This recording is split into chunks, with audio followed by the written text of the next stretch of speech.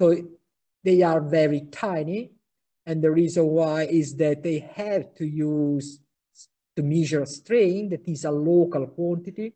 So they have to be the tiniest possible. Okay. I don't know if you can see, but from there, you can see that there is a grid in which it is clearly indicated the natural measuring direction, the longitudinal one.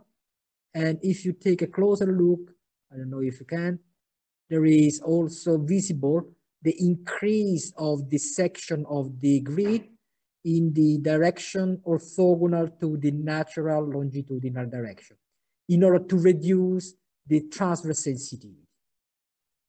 Okay. These lower parts that are made by two plates are used to solder the connecting wires to the measuring circuit. We will consider this measuring circuit later on with the classes. Okay. And then each strain gauge measurement are sold in a sort of pack like this, as you can see.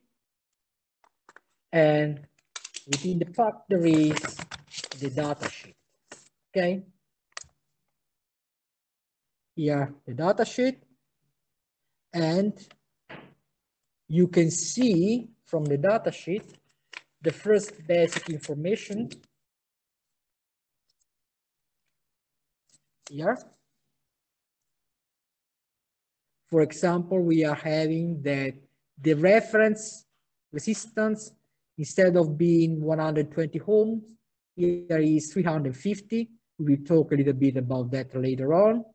The strain gauge factor is 2.1. The KT is 0.5%, and then other information concerning the way the strain gauge is being tested and manufactured. Then what we got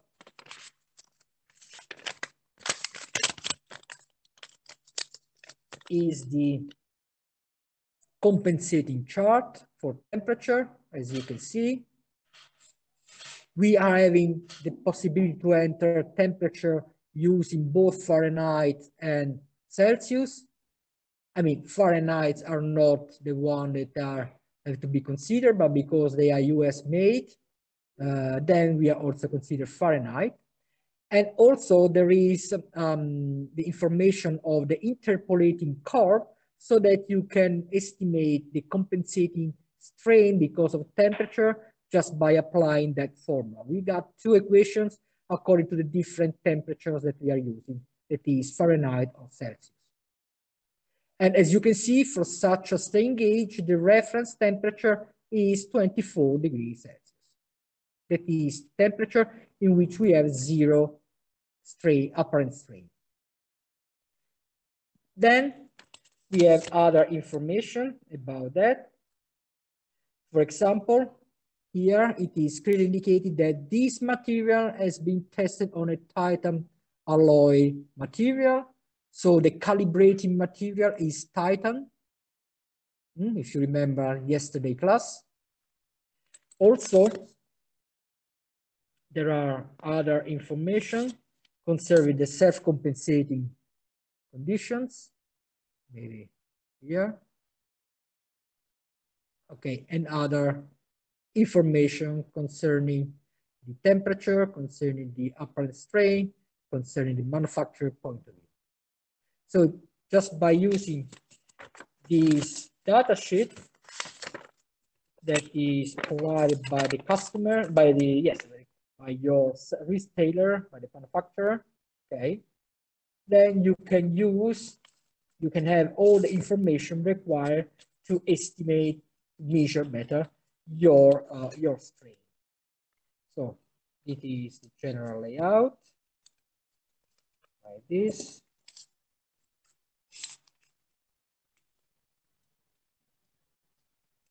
And for this specific strain gauge set, okay, this one, we have a set of 5 strain gauges that cost about 100 euros. So a little bit more than the one with 120 ohms as reference resistance. Okay, very good. Now,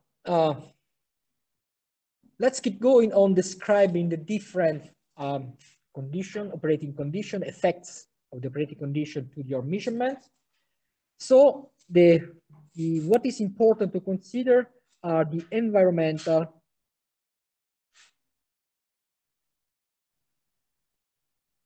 effects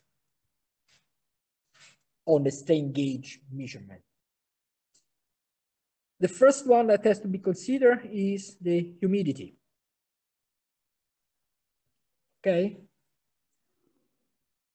They are giving us a very high degree of errors by introducing the humidity in your operating conditions. So what we need are protections from humidity. So protection is the general solution to prevent your measurement from the humidity effect on your strain gauge measurement. Okay. Also, with the marine environment.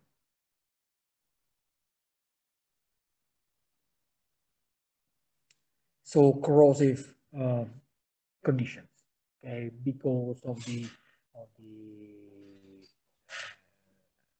seawater, for example, and other conditions. Then pressure. Pressure too could introduce some apparent strain. Okay. If we introduce the compressibility factor in the strain measurement, what we can say is that the apparent strain because of pressure, so let me write that epsilon P, the apparent strain because of the operating pressure, could be written as negative 2 nu over E times the value of the pressure. Okay, this term here is what we call the compressibility factor. Okay, that should be very well known for you from the theory of elasticity. Okay, so this contribution, this compensation because of the operating pressure becomes more and more important as the pressure becomes high. For actual measurements, there is no need to compensate for pressure, but again, once again, if you are referring to the measurement, strain measurement in a operating jet engine inside the jet engine where pressures are very, very high, then we have to take into consideration also this compensation because of pressure. Okay. Then fatigue.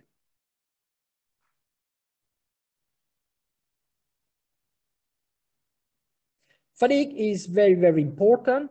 Okay, is a cyclic excitation. Okay, so periodic excitation. We are referring to, let's say, number 10 to the 6 cycles. Okay. What we are having as the effect of the fatigue, I think when we are exciting the structure, starting from 10 to 6 cycles, that is minimum number of cycles in order to see this effect, is what we call the zero drift.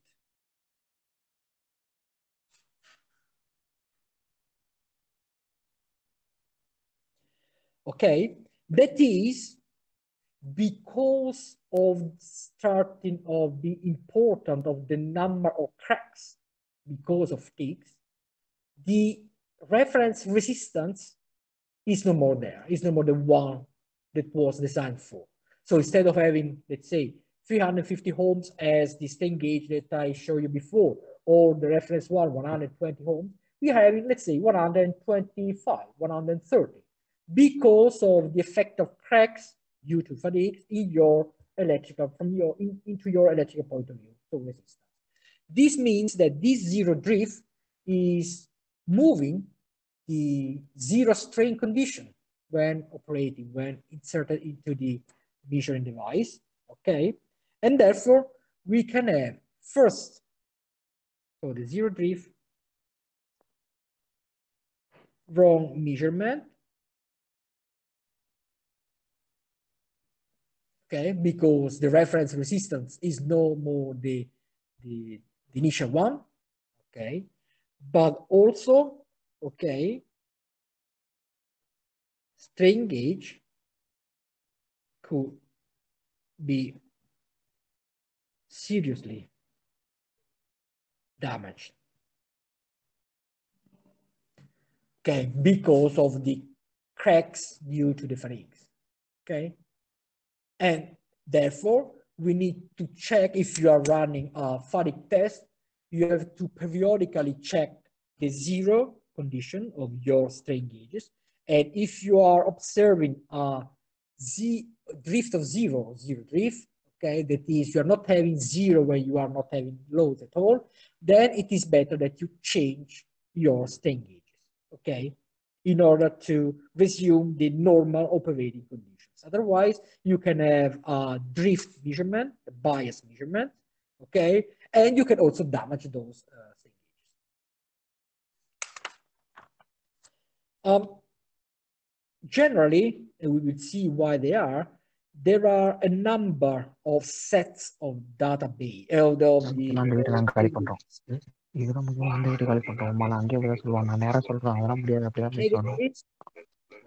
I don't know who is talking about, but could you please mute your microphone? Thank you.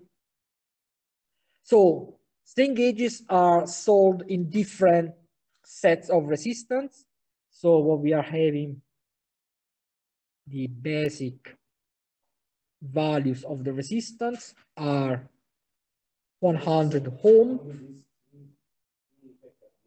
Yeah, these three effects are the most important one. No, these are the one. Temperature is the one that you already covered. Say again? Yes, it's fatigue. Yeah. Yeah.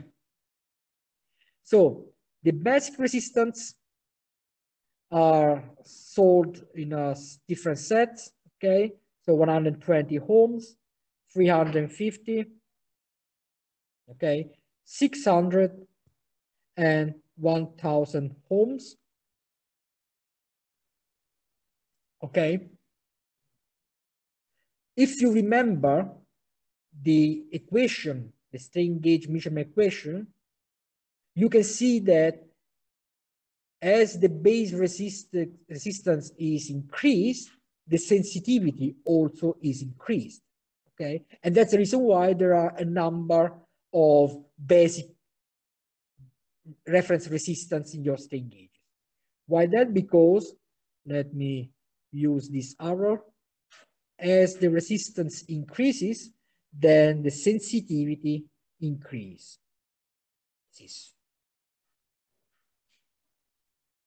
Okay, but also we are not going into detail now. We will see in a few classes from now, maybe next time. What we are observing is that by increasing the reference resistance, because we are using that in electrical circuit, also the problems, the issues associated to the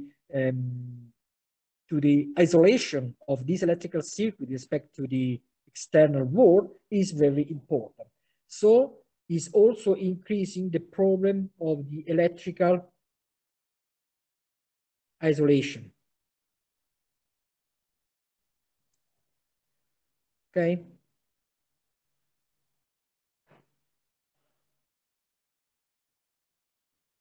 So the arrows mean that we are increasing that quantity. So we are increasing the problem of the electrical isolation. If we are reducing, so a third point of view, if we are reducing the reference resistance, so we are going up with these values, then the issues associated to the connecting cable is more and more important. Okay? Connecting cables. That is because the resistance of the connecting cable is comparable with the resistance of the strain gauges as soon as we are using lower value of the strain gauge based resistance. Okay, if you're using a strain gauge whose basic resistance is 1000 ohms, maybe there is no effects of the connecting cable because the resistance of the connecting cable are some ohms, 100 ohms if you are using very long connecting cable. But if that 100 ohms is compared to 120, then the difference is not that much. So they are having almost the same order of magnitude resistance. So that could lead to some uncertainty, some errors when introducing the measuring device. Okay, and then just because there is a measuring device, we already see that, so that there is an increasing error issue with the increase of the resistance when referring to the dissipated power because of the Joule effect. Okay, so dissipated.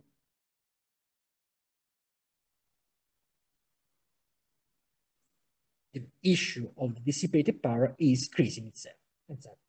Okay. By the way, what are the main points that help us prevent the melting because we are not able to have the right dissipated power with a given measuring circuit? So the main points that are important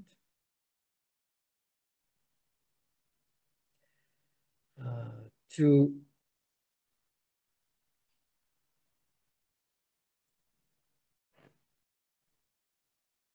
dissipate power, heat, okay, are the grid dimensions,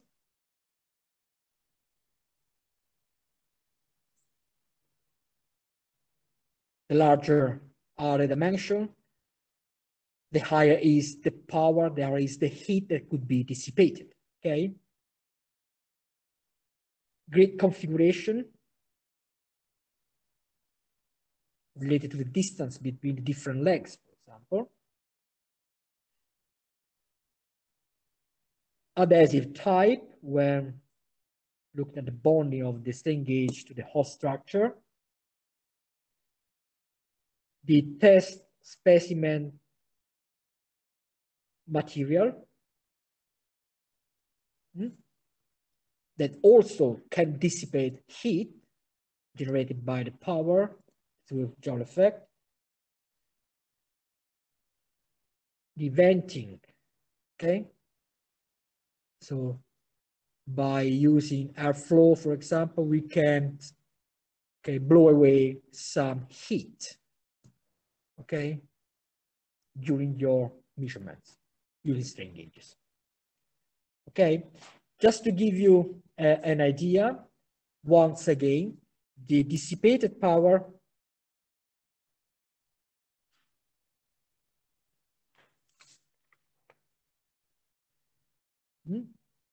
because of the Joule effect, P is given you by V square over R or I square times R. The I are the differential potential and the electrical current respectively that are flowing, that are characteristic of your measuring system. R is your resistance. Okay, so by using that, we can define what we call PD, the power density,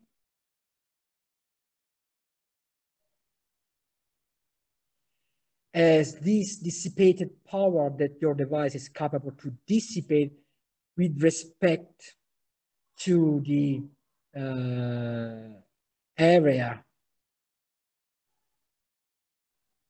of the strain gauge system, including also the bonding part, okay? So by referring to this PD, that is the power density, what we got is that the reference table is this one.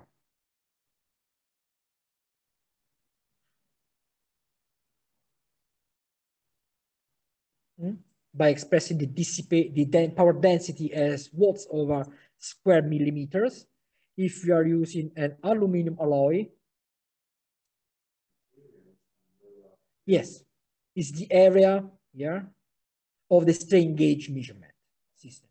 Okay, maybe I can revise that a little bit here.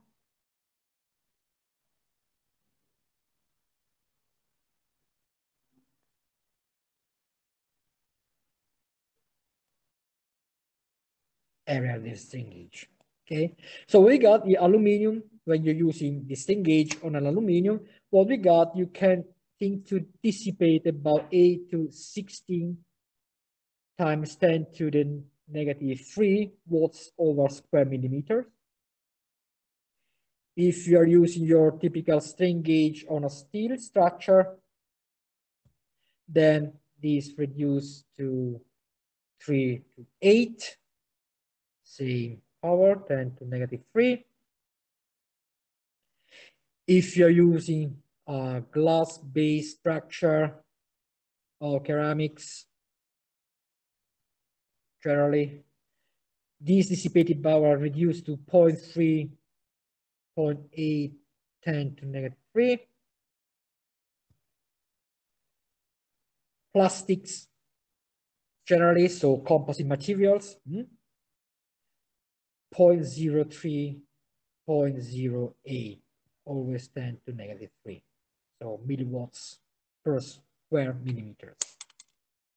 So as you can see, if you're using the same strain gauge on different structure, maybe your measuring device should be changed as the measuring setup, because one configuration could dissipate order of magnitude difference of the power, and therefore by taking a wrong measurement, by using a wrong measuring setup, you can risk to melt everything, because you are not able to dissipate the power that your electrical measuring circuit is requiring you to take the measurements. Okay?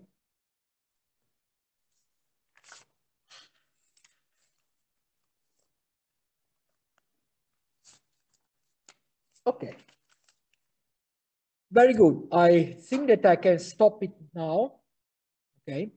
We will resume something next Friday.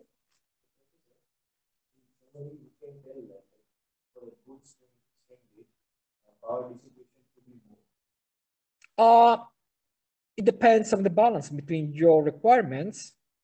I mean, if you need high sensitivity, then you need higher voltage. So you need more capability to dissipate power. However, if you go here, a way of having higher dissipating power, okay, means that you have to go down with the resistance in order to reduce the problem. But if you go down with the reference resistance, then you can't have the sensitivity that you like.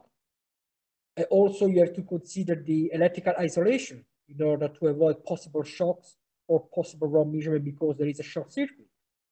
Okay, so there is a lot of parameters. These that I wrote you are the most important one. Okay. It depends on the measurement, of the expected measurement. Remember our first class. If you know what you measure, then maybe you find something. Okay. If you are going to start the strain gauge measurement on a case of a jet engine, and you barely know what are the reference value of the strain that you're going to measure, then you could probably miss this chance of having a good measurement. Because if you are expecting strains of order of magnitude of 10, then your measuring setup could be completely different if you're expecting strain measurement of about 1000 microstrain. So there is a completely different world in terms of strain gauge devices that you have to use, strain gauge measurements, bonding devices, and so on. So you have to know what is the expected value. And then you have to consider of this effect: sensitivity, electrical isolation, effect of connecting cables, power that need to be dissipated, okay? Fatigue problems, pressure problems, temperature problems, okay? Any other question? Okay, if no question, I just want to remind you, do you know a way of measuring such a very small variation in the resistance? Remember, we found out that in our typical measuring activities, the strain is of order of magnitude of about 10 microstrain. Let's say 10, 100, 1,000, that is in the meter, to which correspond a relative change of resistance of about 0.01%. Do you know how to cope with that? Remember, I asked you to play, or I asked you to remind when you were young, when you play with a multimeter in which you have information of the actual resistance. Yeah, so next class will be on the Wheatstone bridge that will solve the problem. Okay, so the bridge measuring circuits that could have this kind of information measurements. Okay, that's it for today. Questions from home? Also manufacturer to evaluate the constant K. Yeah, K is another important factor. Okay. Good. If there are no questions, thank you very much. See you this Friday. Thank you, Professor. See you. Bye. Thank you. Bye. Thank you.